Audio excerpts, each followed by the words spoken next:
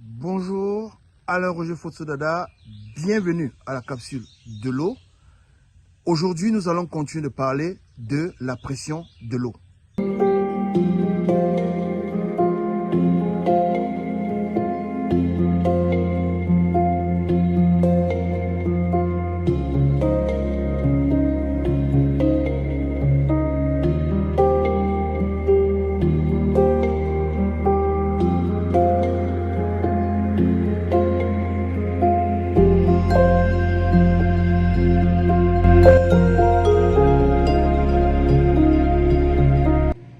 La production de la pression de l'eau que vous recevez dans votre robinet est la combinaison de plusieurs éléments.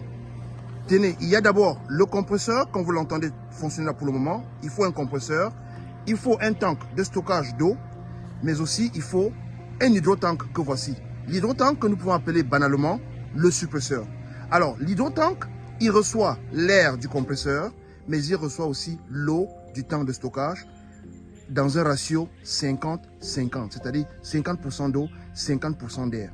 Et lorsque tout cela est mélangé, il y a une pression de 3 bars minimales qui se forme avant que l'eau ne sorte par cette tuyauterie pour aller en consommation. La consommation, c'est dans le réseau de distribution, c'est-à-dire chez les consommateurs, chez les clients. Et le système étant automatisé, dès qu'un client utilise l'eau chez lui, la pression va commencer à baisser ici dans l'hydrotank et l'automatisme fait que là, ça va démarrer automatiquement soit le compresseur, soit la pompe d'eau pour que de manière automatique, il y a cette production de la pression.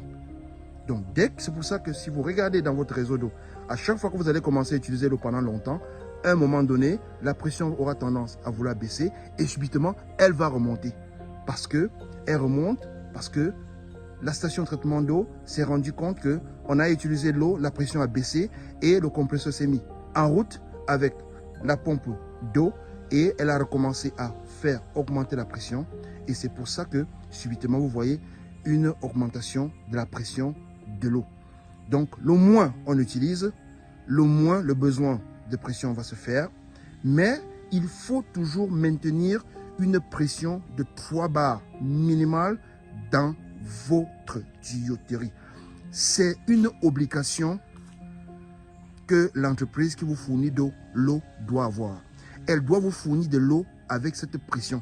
Parce que comme j'ai dit plus tôt, la pression de l'eau, bien sûr qu'elle permet de vous ramener l'eau à n'importe quel niveau de votre immeuble, à n'importe quel endroit du réseau, mais elle a une autre mission bactérienne, elle a une mission sanitaire. La pression dans la tuyauterie permet à ce que, quelles que soient les fissures que vous avez, les micro-fissures qu'on peut avoir dans la tuyauterie et qui existent, que rien de l'extérieur ne puisse rentrer dans votre tuyauterie. Parce que si la pression de l'eau descend à 2 bars dans un réseau d'eau, toutes les tuyaux qui sont plongés dans les caniveaux, dans les marécages, dans la boue, n'importe où, l'eau de l'extérieur va rentrer dans la tuyauterie et nous savons tous que l'eau de l'extérieur, des marécages, des caniveaux et autres, contient toujours des bactéries. Et c'est à ce moment que des maladies rampantes comme la typhoïde, le choléra peuvent se retrouver encore dans un réseau d'eau traité. Donc, la pression est un élément important pour le maintien de la qualité de l'eau dans votre réseau de distribution. Il est important que la pression soit maintenue à 3 bars, pas juste pour vous apporter de l'eau, mais aussi pour que l'eau qui arrive soit aussi toujours de bonne qualité. L'hydrotank, le bac de stockage et le compresseur sont les éléments nécessaires pour apporter une pression minimale de 3 bars dans un réseau d'eau de manière continuelle pour que l'eau que vous recevez soit toujours de bonne qualité. Parce qu'il est indéniable de savoir que l'eau, c'est la vie. Elle prouve ça.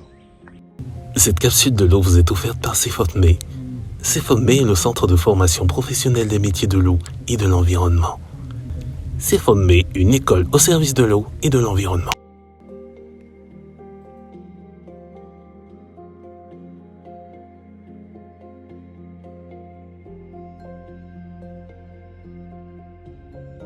N'hésitez pas à vous abonner et activez la cloche de notification pour ne rater aucune de nos vidéos.